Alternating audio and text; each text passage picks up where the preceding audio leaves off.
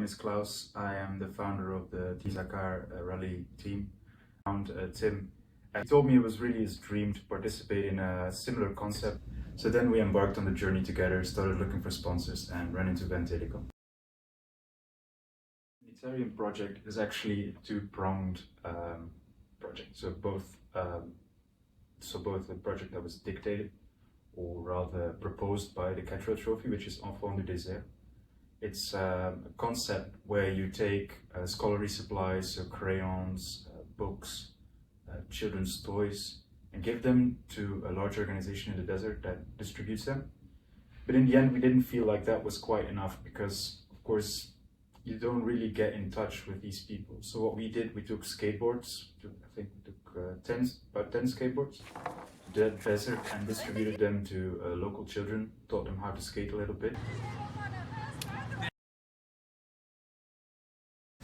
So physical preparation was actually quite okay. I think you definitely need quite a good physical condition to be able to do it because you're awake for, say, 16 to 18 hours a day, definitely. And the nights are very, very cold and the floor is very hard. So you need to be in an okay condition, but I think mentally and logistically was the hardest part. We have our antenna and our router. Those were hooked up to a mobile battery.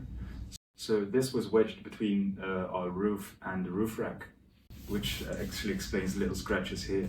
And then the router was mounted in between the two seats inside of the car, which was a very clean setup, very efficient, and it provided us with 5G connectivity through most of the trip. Well, for us, it was definitely very handy. We basically used nothing but this. We have 4G on our own phones. We used this all throughout Europe, worked perfectly every single time. Same in Morocco, it worked every time. For us, it basically made us able to it enabled us to contact our family at any time, which is very handy because if your parents are a little worried. Also, it allowed us to use the tracking. We used the tracking for our family. But then for another team, it actually made it made the decision they could finish the rally because there was another Belgian team that was in trouble in the middle of a desert, and out of respect, you always go to check them out. It's something like, if you're experienced in this kind of things, it's very nice to have people calm down if they see that you are in misery. So we went to check it out, and their car was about to go on fire because smoke was coming out of the engine and everything, and they weren't able to contact the organization because they didn't have 4G, didn't have connectivity, and in the end they used the Venn satellite and router to get 5G to their phone to be able to call the organization, and they were picked up by a trophy truck. I saw them after, and they also still thanked us for our help. For me, the highlights were things that happened besides of the actual competition, because we had a lot of misery. Our car broke down in Spain, which meant we had to get creative and brave in our approach to be able to still participate in the trophy. So then we had our car fixed in Tanger, which provided us with just one of the most beautiful experiences in my life, because you start talking to local people, and then in the end our car got fixed. It broke down 2 times, broke down a second time in Morocco. But then we crossed the Atlas by ourselves. Sure, I can actually tell you the whole story in short. So we were driving alongside another car who were friends of us in Spain, and we were about 100 kilometers an hour. All of a sudden our power dropped and we were stranded by the side of the road in Extremadura, which is a part of Spain where nobody speaks English, nobody speaks French. And in the end, I managed to call the Spanish local police in Spanish, and they were actually very kind about it. So they immediately came to help, stayed with us by the roadside for 4 hours, and then we went to a hotel. Day after, had our car checked out by a Spanish mechanic, which is very strange because people never work on Saturday in Spain. So they especially opened up shop for us. Then they immediately said, like, one of your pistons broke, which is, It's basically a death sentence for any engine within the short run. You can replace it, it takes very, very long. So then we had to make the difficult decision actually to take a towing truck to the south of Spain, to Algeciras, and then we had another car tow us onto the ferry, got off in Tanger, then had a lot of help from Jan, he's an insurance fixer, and he actually managed to get us a garage in Tanger that wanted to fix our car. And we were there for like 1 day and a half.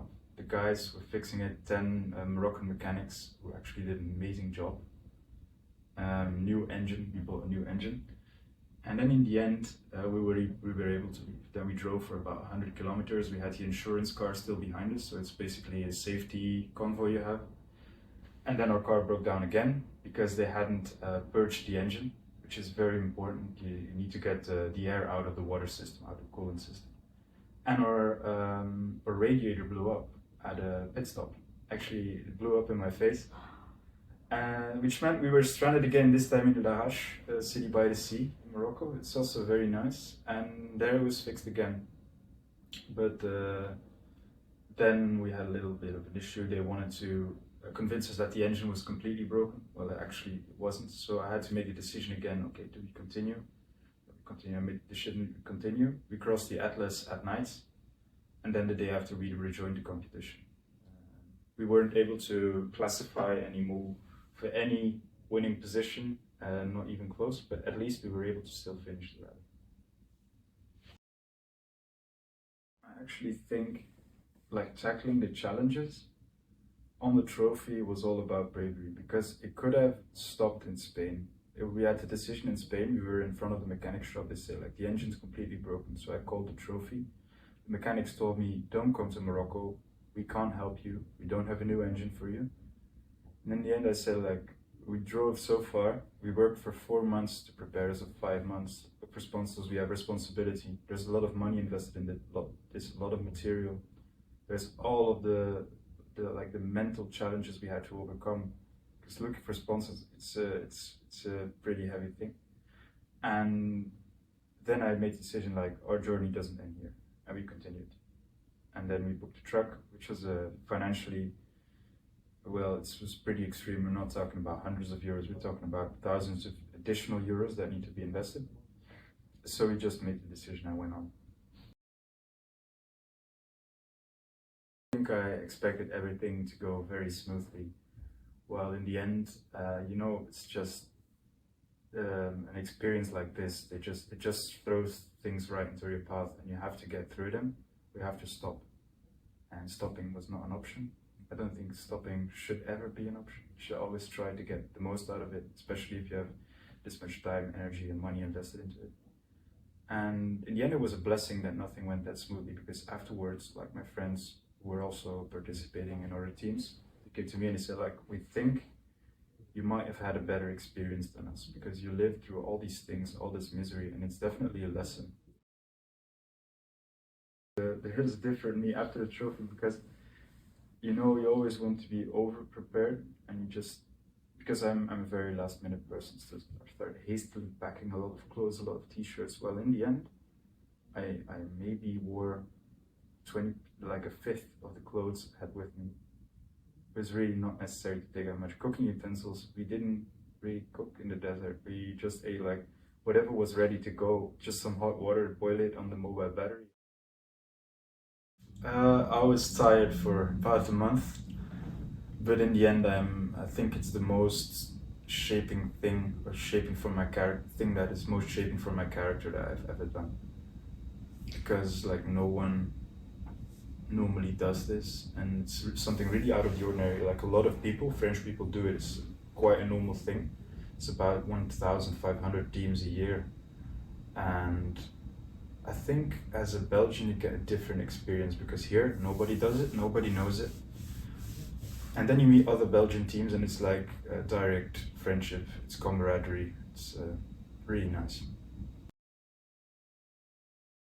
I'd like to thank you guys for the use of the antenna, also the support, technical support, and if you if you are watching this and you want to participate in Cat Thread Trophy, besides all the misery I've had, I'd still definitely recommend you to do it, because it is an experience of a lifetime.